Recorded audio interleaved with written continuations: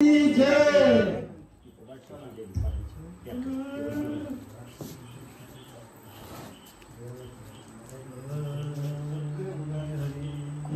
कोणत्या घरी असं सकाळना गिलास मोकळा त्यांचा घेऊन सुडकय वाडे बाणी फोडीन चांबाडे तू पळशील कोणीकडे बाणा पुढे पै माझ्या रामचंद्र भगवान की जय। सर्व जमलेल्या राम भक्तांच्या चरणी साष्टांग धन्यवाद घालून वेगळ्या आपल्या भाषेमध्ये कथाला सांगायचा प्रयत्न। जयांचे केली स्मरण हो हे सकळ विद्यांचे अधिकरण तेचे वंदू श्रीचरण श्री गुरूंचे ते नमस्कार मी आता मस्तक हे पायावरी या वारकरी संतांच्या ही सभा सकळ संतांची ऋषी मुनी विरक्त्यांची पंडित पाठक ज्ञानियांशी या सकळांशी विनवनी अधिक ते सरते नुम्य ते पुरते करून घ्यावे तुमते विनवी तू अशी ईश्वरा।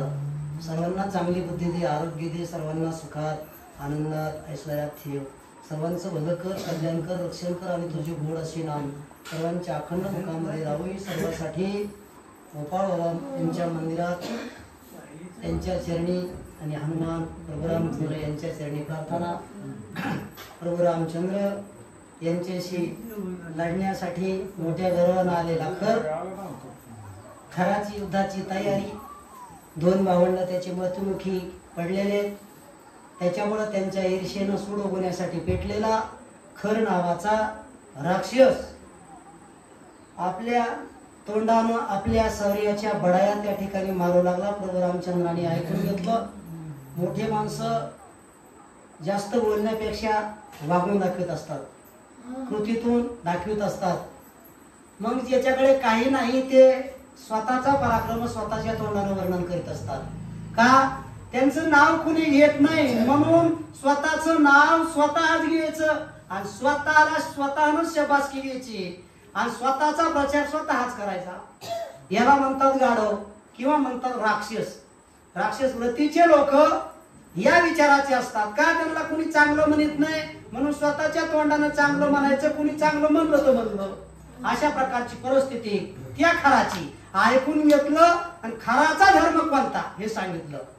खराने त्याच्या जाती जन्माला आल्यानंतर त्याच्या धर्मानुसार त्याच्या वाट्याला आलेलं कर्म करावा, त्याला म्हणतात खर। नाही तर खराच्या जातीत जन्माला आला आणि खराचा आचार सोडला आणि इतराचा आचार केल्यावर त्याला कोण चांगलं म्हणणार? जाती भाई त्याला चांगलं म्हणतात। आमच्या कोळी नव्हते ऐसे हेची पिशे जन्मले असं लोक म्हणणार। आमच्या गाढवाच्या जातीत जन्माला आलं पण गाढवासारखं वागणं ना, गाढवानी गाढवासारखं वागलं म्हणजे बरं वाटतं आणि चांगल्याला चांगल्यासारखं वागलं म्हणजे चांगल्याला बरं वाटतं। मग रामाने सांगितलं तू ज्या जाती धर्मात जन्माला आला त्या धर्माचे आचरण तू करतो का? नाही। पांढरीवर फिरतो का? उखंड्यावर लोळतो का? वज वाहतो का? माशा गोंगायच्या? अरे हे तुझा धर्म आहे।